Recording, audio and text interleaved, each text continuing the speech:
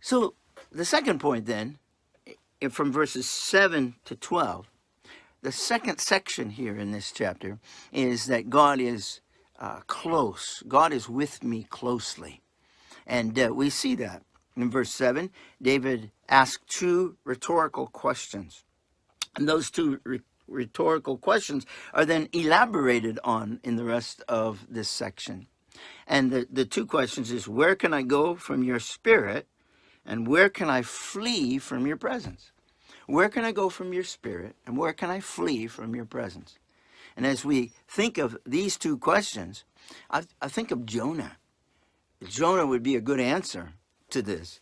Jonah tried to run from God, and he tried to hide from God. And when Jonah, the Bible tells us that when Jonah was in the lower parts of the ship, God was there. When Jonah was in the deepest part of the sea, God was there. When Jonah was in the darkest part of that big fish's belly, God was there. Jonah could not run from his God, because God is there. And God is there in your life. Whatever you're going through, God is there. And David reminds us that God is in heaven and God is in Sheol, meaning that the grave. And then he goes on to say that he's in the east where the sun rises. In fact, he says that here, if you look at excuse me, if you look at verse 8, he says, if I ascend into the heavens, you are there. If I make my bed in hell or Sheol, which means the grave, which has the idea of the grave, behold, you are there. And then if I take the wings of the morning, in other words, in the east where the morning rises, and dwell in the uttermost parts of the sea. That would be the west, from where David was. He was speaking of the Mediterranean Sea, probably, which would have been west of him. And so he says, from the rising of the sun to its setting, you are there. God is with you 24/7, 365 days of the year. God is with us. And so how good to be reminded that we have a God that is always there. And God's protecting us. God's protecting and powerful hand is everywhere. Notice he says, even there your hand shall lead me. So he's talking about in fact, he elaborates on that, and he says, and your right hand shall hold me. And he's emphasizing the greatness and power and protection that God gives with his right hand, a hand of strength and might and power. And so he's emphasizing this. And then in verses 11 and 12, just look at that. He says here in these verses, David is comforted by the fact that during the darkest time of his life, God has been there with him. Notice that. He says in verse 11, surely darkness shall fall upon me. Y'all, we go through dark times. And he says, surely darkness will fall upon me. Even the night shall be light about me. Indeed, the darkness shall not hide from you, but the night shines as day, and the darkness and the light both are alike to you. And what this tells us, that even in the dark times, when darkness is all around you, we need to remember that our God sees in the dark. You and I, we can't. Sometimes the darkness will consume us. Sometimes discouragement, depression, they come into our lives. But our God sees in the dark. And you might not be able to see the way, but we need to understand that God is there. We need to understand that God is present. We need to understand that our God sees in the dark. And he has promised never to leave us nor forsake us. In Hebrews chapter 13, verse 5, he says, I will never leave you nor forsake you. How wonderful to think that the name of the Lord Jesus Christ in Matthew 1:21 was that his name shall be Emmanuel, which means God with us. And at the end of that book, in Matthew chapter 28, we read that the Lord Jesus saying, I am with you always, even to the end of the age. So how good to be reminded that the Lord Jesus Christ is indeed with us, that God himself is with us. You know, if we look at this verse, these verses that we've been looking at, if we just sort of review them one more time, it says here that God is with us in eternity, in heaven. God is with us in death, verse 8. God is with us in life, verse 7 to 10. God is with us in trials, verses 11 and 12. David started at the end of life, eternity, and he works his way back. And he's reminding us that God is always with his own. So I want to encourage us with that not only is he an all-knowing God, he's an ever-present God in our lives. And then the next section, verses 13 to 16, is very important as well, because there he reminds us that God has made me. Not only does God know me, and not only is God with me, but this same God that knows me and is with me also is the one who made me. He's my creator. And in verses 13 to 16, David outlines this for us. David reminds us that God has formed us. He formed our inward parts, everything on the inside of us. He has woven me together. He has knitted me together. This human body that we live in, the shell that we live in, is fearfully and wonderfully made. In verse 15, he says, my frame, which means my bones, my skeleton, is not hidden from him. Think of that. My height, my stature, my framework, all was made in secret in my mother's womb, and it's the handiwork of God. Isn't that amazing? That God knew how tall I would be before I was even made, before I was even born, before I was even in my mother's womb. God knew everything about me. All my veins and all my tendons and all my muscles were skillfully put together, just as he predetermined. And that's what these verses in verses 13 to 16 would remind us. David even goes as far as to say that my substance, meaning my embryo and my DNA and my genetic makeup, was all in the foreknowledge of God. And we find that here in these verses. And then when I was thinking of those verses, I was thinking of Job. Job chapter 10, verses 10 to 12, and Job chapter 31, verse 15. They remind us that Job would say, did you not pour me out like milk and curdle me like cheese, clothe me with the skin and flesh, knit me together with bones and sinews? You have granted me life and favor. Your care has preserved my spirit. Did not he who made me in the womb make them? Did not the same one fashion us in the womb?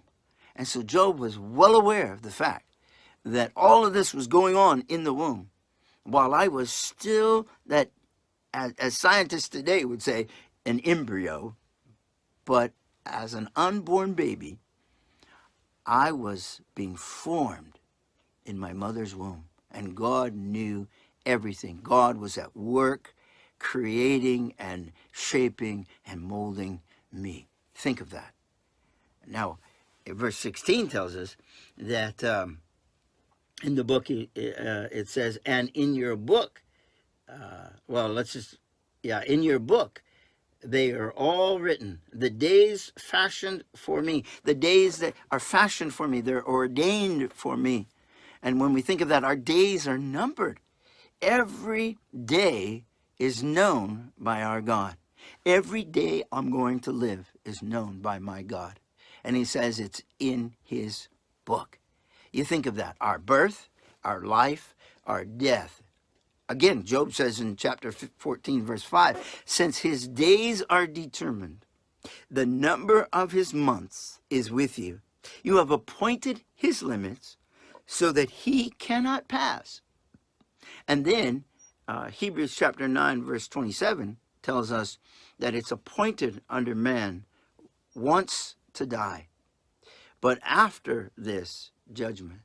And so there's a point of my birth, there's my life, and God knows when I will take my last breath. And they're all written in his book. In other words, he knows everything about me. He has created me uniquely for his glory. And so we see that here in these verses. Then in verses 19 to 22, we see that God defends and protects us. But before we move on, let's just recap a little bit so we have this all together in our minds. Is that God knows us, verses 1 to 6. God is close to us, verse 7 to 12. God has created us. God has made me uniquely, verses 13 to 16. And now God defends and protects us. So David is praying here, and this is really somewhat of a prayer, and it's what we might call an imprecatory prayer, which is a prayer of vengeance upon those who hate God. And there are at least 7 of those types of psalms in the book of Psalms. But what we want to notice here is that David takes God's side against these bloodthirsty men who deny God exists, verse 19. They speak against God, defaming his character, verse 20. They're enemies of God, verse 20. They take God's name in vain, verse 20. They rise up against God and seek to disrupt his work, verse 20. They detest God's relationship, so they are David's enemies, verse 22. And so when you look at this, you see that David is really taking God's side of things. And so God protects and defends David through this. And then when David considers all these things, and David comes to the last 2 verses, and in the last 2 verses, we want to see that God searches us intimately. And really, when we think about the attributes that are seen here in verses 1 through 6, God is omniscient, meaning that God is all-knowing. In verses 7 to 12, we see that God is omnipresent, meaning that God is everywhere. And in verses 13 to 16, we see God's omnipotence, that he's all-powerful, he's the creator. And then we see in verses 19 to 22 that God is indeed a God of vengeance against those that raise up against him. And then in verses 23 to 24, we see God's holiness, God's holiness.